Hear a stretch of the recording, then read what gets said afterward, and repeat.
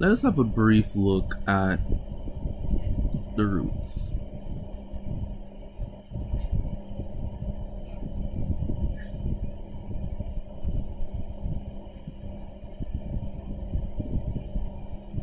Now, we know that the roots of plants have a similar structure to what we've always seen. Just drawing a really simple diagram of them, of different plant cells.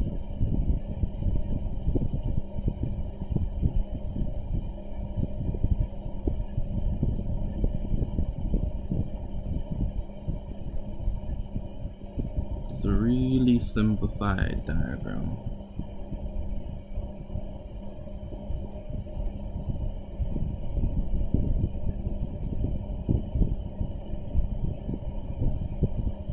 And let's say that we have our xylem right here.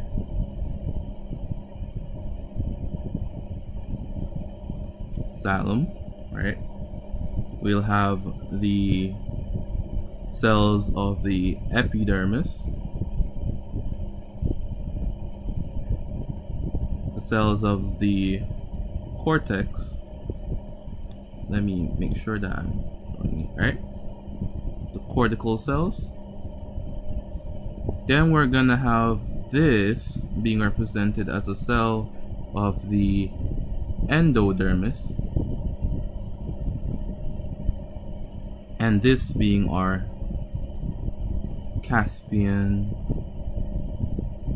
strip, right? Of course, this is a specialized epithelial or epidermal cell called our root hair cell. Alright, now we have to understand that we're talking about the soil. Within the soil, and we know that these are soil particles. Within the soil, SOIL, right? We're gonna have some water. H2O, right? Oh, I forgot one thing here. Cells tend to have small openings between each other, and these openings are generally referred to by a name I want you to get real quick. Probably guessed the name already. These openings are plasmodesmata. Right? So let's look at this. Now, what we have to know about the movement of water now is that within our epidermal cells, right? Our epidermal cells, no, but our endodermal cells. Right? Within our endodermal cells, I'm mixing them up. You have a large amount of ion channels. Now these ion channels tend to move, let's use yellow, right? Tend to move a lot of solutes this way, right? So what we tend to see is that a lot of solutes, a lot of ions, right? Ions move this way, right? So a lot of ions, a lot of different ions are moving this way, and in this xylem, right, we have an increased ion concentration, right? So our ion concentration actually increases. Concentration actually increases as we approach the xylem.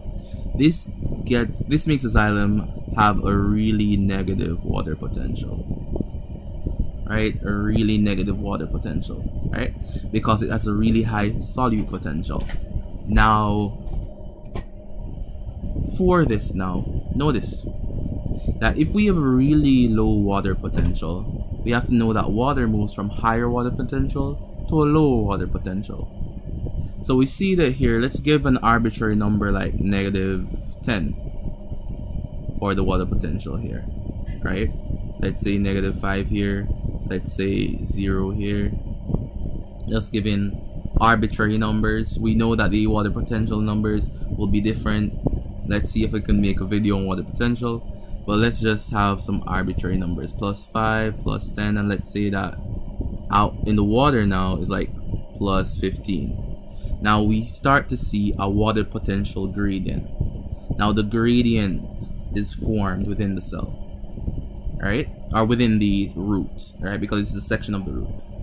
Now that gradient is formed. We know that water moves down that concentration gradient. But how does it move? Water can either move through the cell walls, right? So we're seeing it move through the cell walls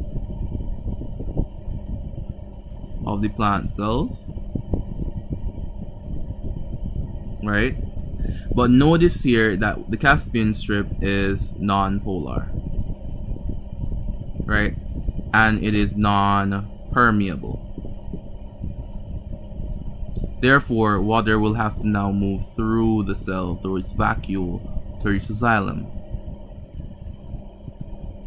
When water moves through the cell like that, showing the red lines movement, this is apoplastic.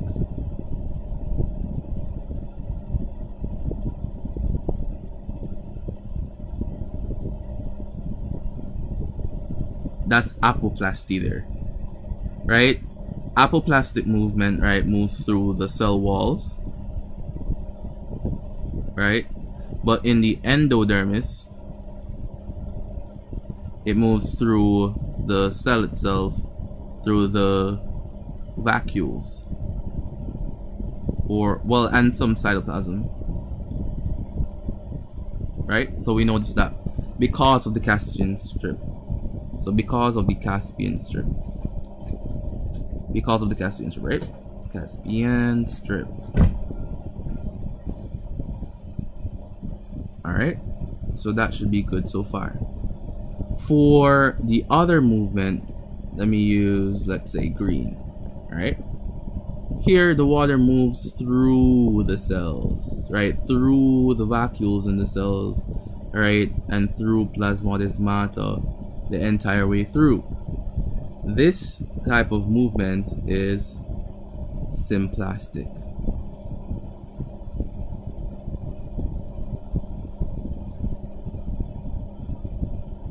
So symplasticity sees water moving through the cytoplasm, right, and most notably through the vacuoles, right, within the cells. So water does not move through the cell walls in this type of movement. So we gotta know that. So that is how it works. And why does it move? Why does water move towards the xylem? Because the xylem has a lower water potential than outside the root.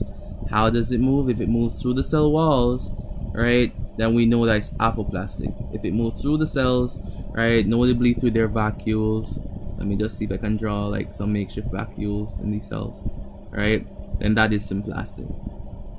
And that is a small or a brief explanation, right, of how it really moves. Let me provide something here now. The water potential will increase going this way, right? The water potential, right? So that is that. I hope this was helpful. If there was anything I missed, please leave a comment. Alright, if there's anything you'd like to add, you can comment as well.